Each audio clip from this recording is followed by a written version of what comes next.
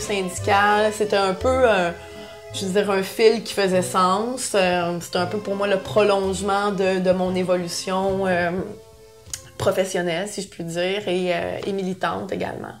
Donc, effectivement, un jour, une offre d'emploi qui a été mise par la Fédération autonome de l'enseignement, conseillère syndicale à la vie politique, responsable de l'éducation syndicale, d'organisation d'événements. Alors, moi, c'est l'emploi de mes rêves. Puis, j'applique et puis voilà. Je suis arrivée, moi, en février 2012 à la FAE. D'ailleurs, une de mes premières affectations quand je suis arrivée à la FAE, c'est que j'accompagnais mon président qui prenait la parole à Victoriaville, à la fameuse manifestation de Victoriaville.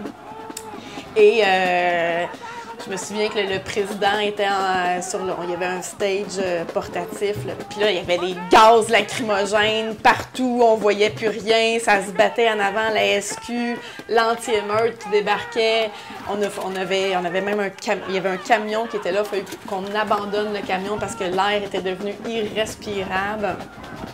Donc, ça a été quand même un premier contact avec mon président assez particulier. C'était quand même au début du printemps 2012, puis ça a quand même marqué les esprits parce que c'était particulièrement violent cette année-là. Puis moi, je faisais partie des gens qui ont aidé à l'organisation. Puis on avait les walkie-talkies pour se parler. C'était le chaos partout.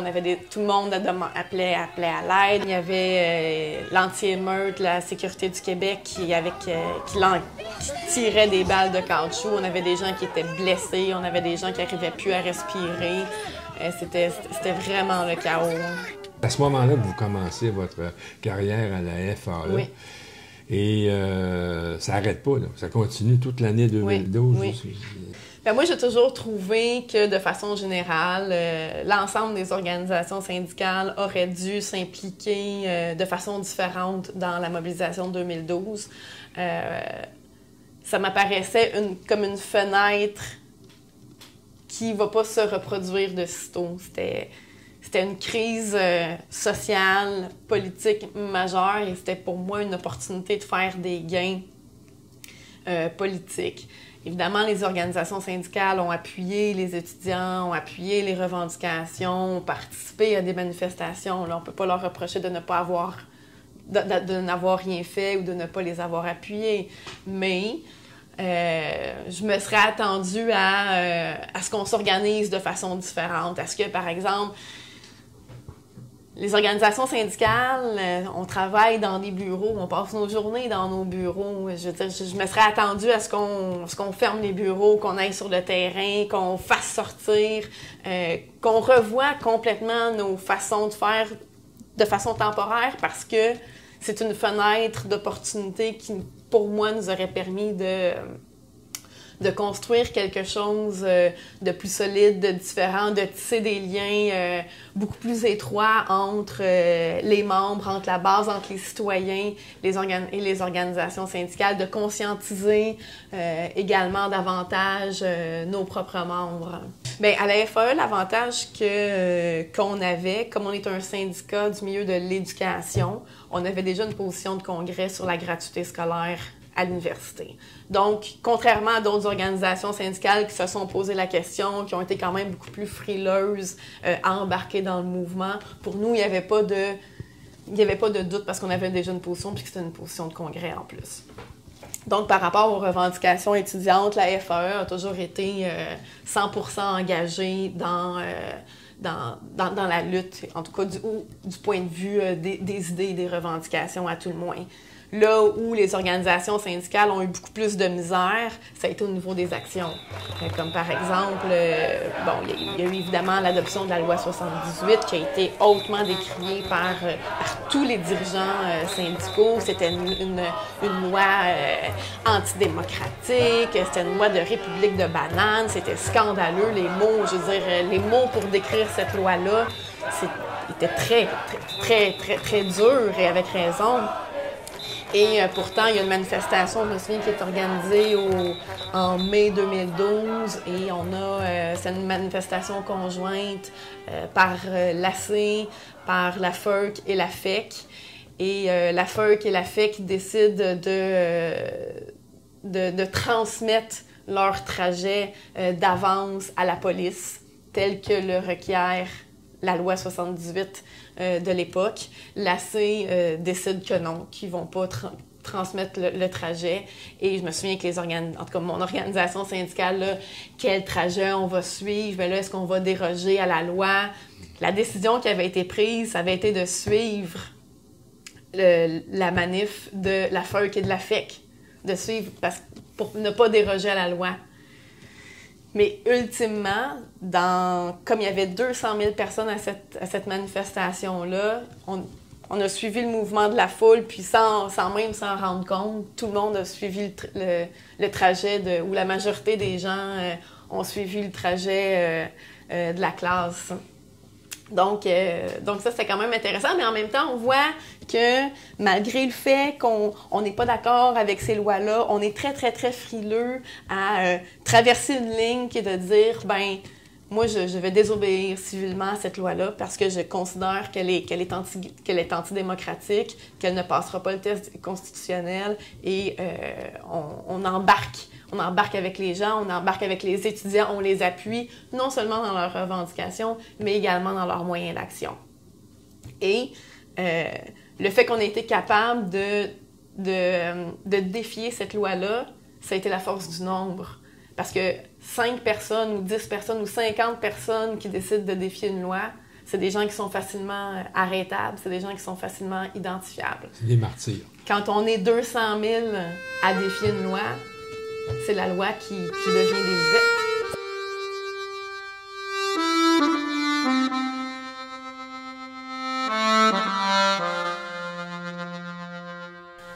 Dans l'ensemble, il s'en va où le mouvement syndical? Aïe, aïe, il y a de la misère. Il y a de la misère. Il y a des facteurs externes quand même qu'il ne faut pas négliger, qui sont présents. Je veux dire, toutes les lois qui ont été adoptées au cours des années 80 pour restreindre la capacité d'action des organisations syndicales, c'est non négligeable. La possibilité de faire grève, elle est tellement strictement encadrée.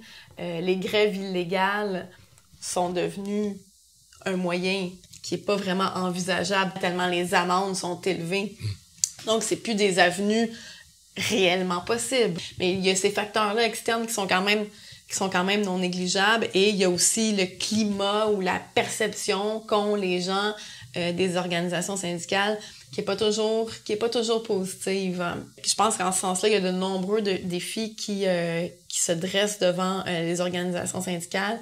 Et à mon sens, la vie démocratique des organisations syndicales, et je pense qu'elle est au cœur des solutions. Vous semblez porter beaucoup d'intérêt à l'aspect social. Je pense qu'il y a encore beaucoup d'éducation politique, syndicale à faire, puis je pense que c'est le grand défi des organisations syndicales d'aujourd'hui.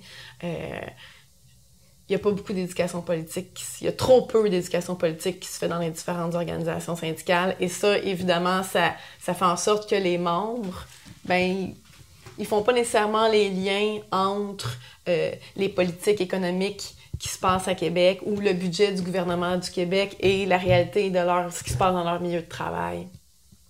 Donc, je pense que c'est le grand défi des organisations syndicales, c'est d'être capable de faire de l'éducation syndicale, de l'éducation politique et non pas d'être toujours dans la gestion juridique du milieu de travail et d'être uniquement dans les relations de travail. Donc, il faut sortir de cet aspect-là qui est évidemment important. Je veux dire, une organisation syndicale, nécessairement, va faire des relations de travail.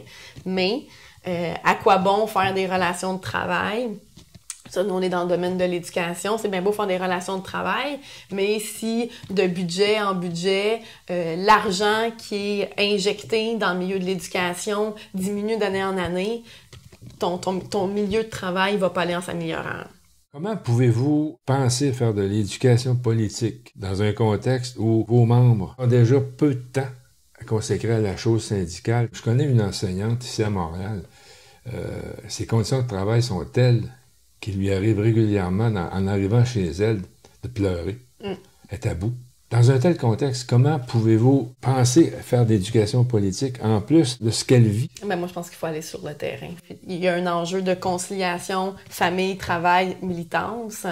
Donc, il faut arrêter de penser que les gens vont venir au syndicat. Il faut plutôt que le syndicat aille vers les gens, c'est-à-dire dans leur milieu de travail, qu'ils aillent dîner avec eux, qu'ils aillent leur parler. Donc, je pense qu'il y a un enjeu par rapport à l'organisation du travail dans le milieu syndical pour être davantage sur le terrain, pour être davantage avec les membres et pas juste avec les personnes déléguées, avec les membres qui sont, disons, éloignés de l'organisation syndicale. Mais ça implique que ça se peut que tu arrives dans un milieu de travail puis que tu te fasses recevoir de façon pas très positive par des gens.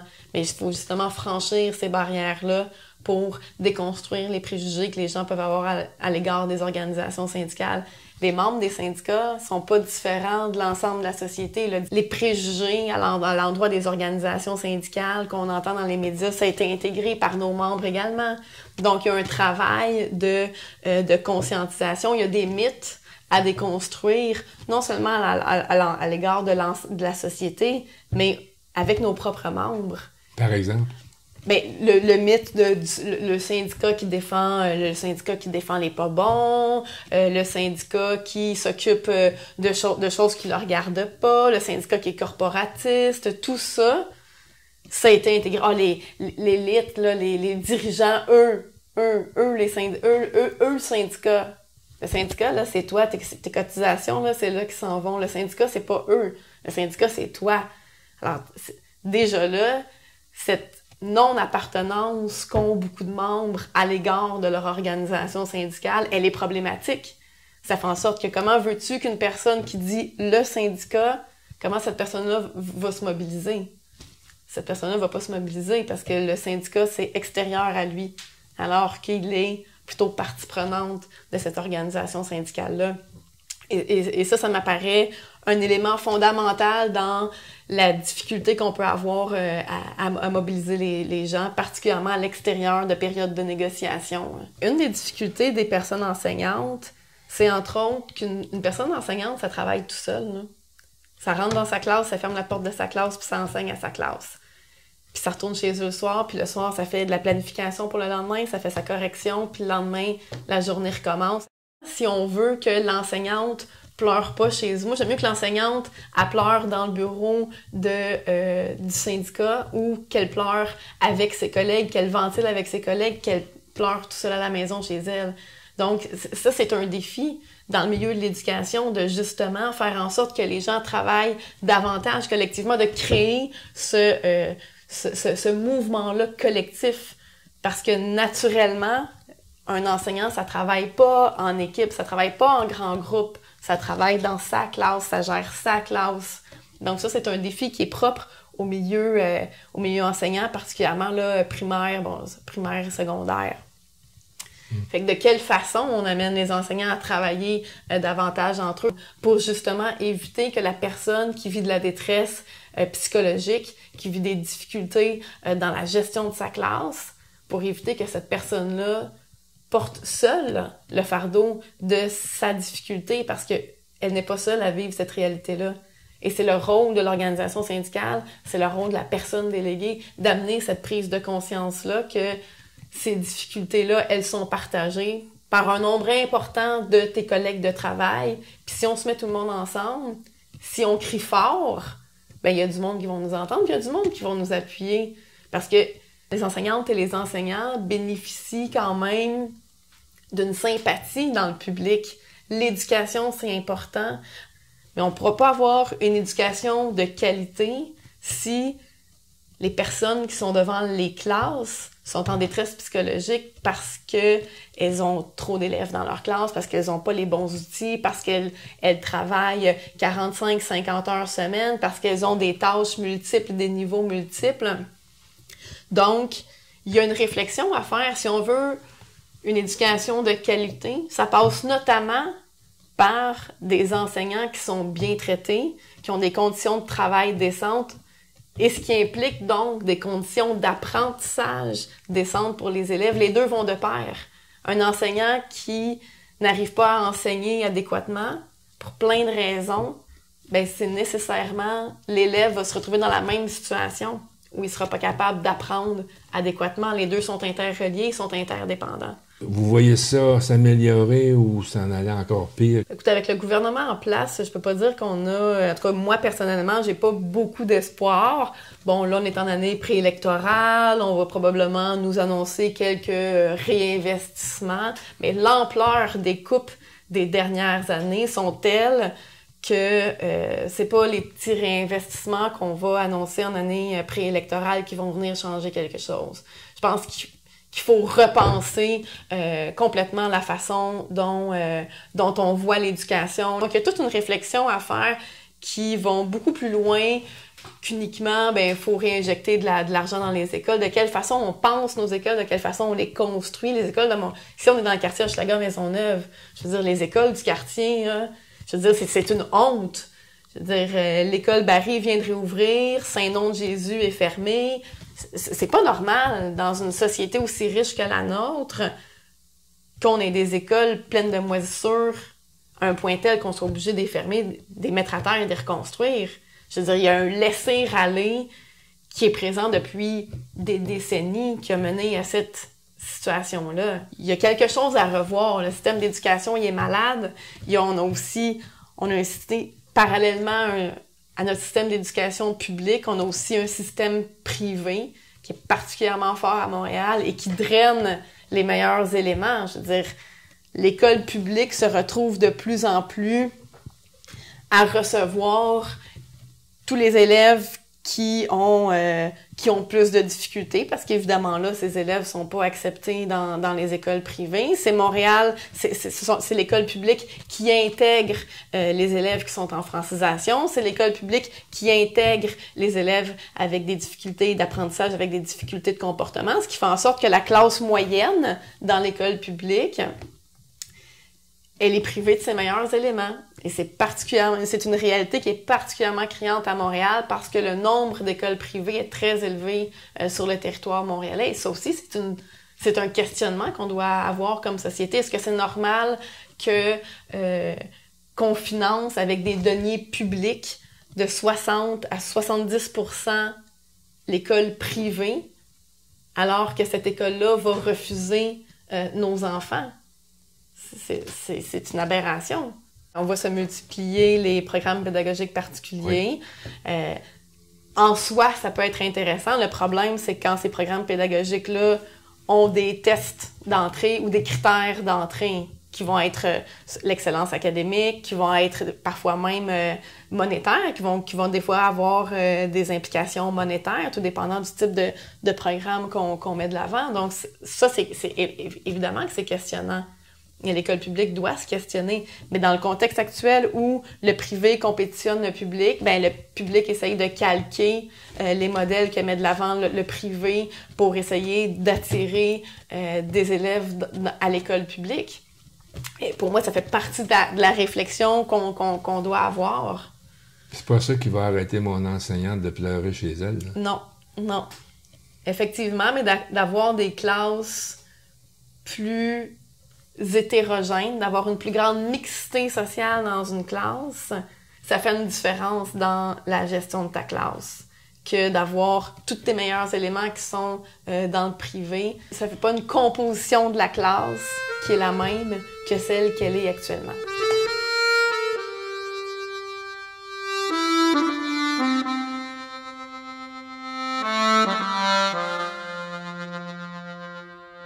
Ça fait 2 fois que vous vous présentez pour Québec solidaire. De l'autre côté, vous avez un poste syndical non électif, vous êtes employé. S'il arrive une élection prochaine, allez-vous être candidate? J'ai pas vraiment de plan de carrière, en fait, ni de... je sais pas, moi, je suis du genre qui est plutôt partante pour les diverses propositions qu'on peut... ou les diverses opportunités qui peuvent se présenter.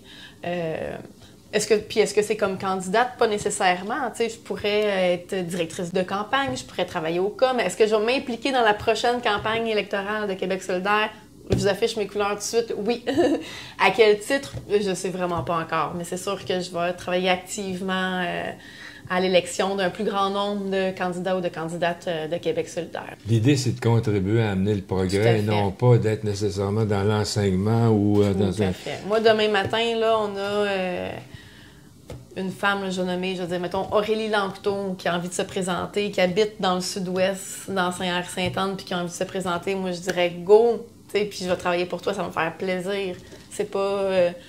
ce que je veux, moi, c'est qu'il y ait plus de candidatures de Québec solidaire. Puis, je pense qu'il y a plein d'autres mondes, autres que moi, qui feraient de l'excellent, sinon du meilleur travail. Alors, j'ai aucun problème à céder ma place à une personne qui, par exemple, pourrait mettre davantage de temps que moi. Parce que moi, c'est aussi ça, être militante quand on a un travail à temps plein, quand on a 2 enfants aussi, ça change la vie. Avoir un enfant, tu sais, j'ai 2 enfants, 2 ans et 3 ans.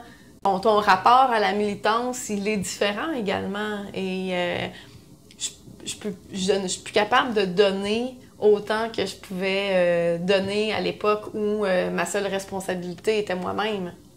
Donc, ça aussi, ça joue, hein, et on nomme souvent la difficulté d'avoir des jeunes femmes en politique. C'est une réalité qui est très présente, bien, parce qu'effectivement, quand tu as des jeunes enfants, même si je sais que mon chum, il y aurait 0 problème à s'occuper des enfants, à les prendre le soir ou les fins de semaine, il reste que c'est que j'ai envie d'être avec eux, j'ai envie de les voir grandir, j'ai envie de passer du temps avec eux. Moi, la fin de style, les soirs, je reviens de travailler. Bien souvent, on a des réunions parce que là, je suis présidente du syndicat des employés de la FAE, je siège au Conseil des Montréalaises, je suis impliquée à Québec solidaire.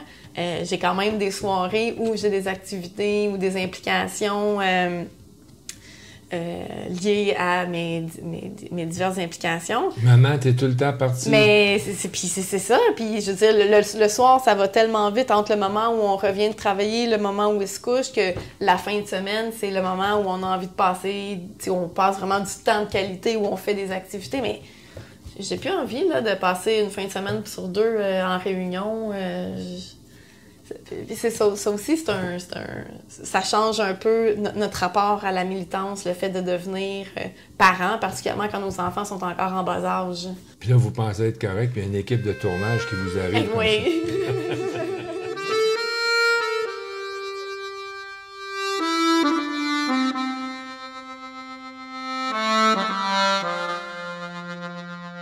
Moi, je suis une éternelle optimiste.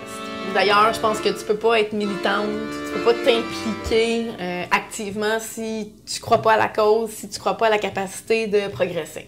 Alors, je suis évidemment une éternelle optimiste. Je pense qu'il y a de nombreux défis devant nous. Par contre, j'ai espoir que les choses vont aller en s'améliorant. La seule déception qu'on a souvent, c'est qu'on trouve que ça change pas assez vite. T'sais, on voudrait que le changement y arrive demain matin. Mais quand on regarde dans le rétroviseur, on se rend compte que, ben, il y a quand même eu des gains intéressants qui ont été faits. Il y a quand même des choses qu'on a réussi à aller chercher. Il y a quand même des choses qui changent. Si on pense juste au secteur de l'égalité entre les hommes et les femmes, tout le mouvement qu'on a vu au cours des dernières années par rapport aux dénonciations d'agressions sexuelles, par rapport à la façon dont les hommes traitent les femmes, mais c'est intéressant. Il y a une parole qui se libère, il y a une prise de pouvoir des femmes qui s'effectue, il y a une solidarité, il y a une compréhension plus grande de ce que vivent les femmes et des réalités que subissent les femmes par cette libération de parole-là. Et ça, c'est intéressant. Donc, évidemment, il y a encore beaucoup de chemin à faire. Toutefois, je pense qu'il y a quand même beaucoup de gens qui aspirent à quelque chose de mieux. Je pense qu'il y a beaucoup de gens qui constatent qu'on peut faire mieux que ça, puis qu'on mérite mieux et qui sont prêts à donner du temps, à donner de leur énergie pour participer à la construction de quelque chose de différent. Quel va être ce quelque chose de différent, mais il est encore à penser, puis il est encore à construire. Et en ce sens-là, je pense que c'est intéressant. Puis le fait de s'impliquer, ben, tu côtoies d'autres personnes qui partagent tes aspirations, qui partagent tes rêves, qui sont prêts à travailler. Et ça, c'est nécessairement inspirant et ça insuffle de l'énergie, je trouve, pour continuer de mener bataille.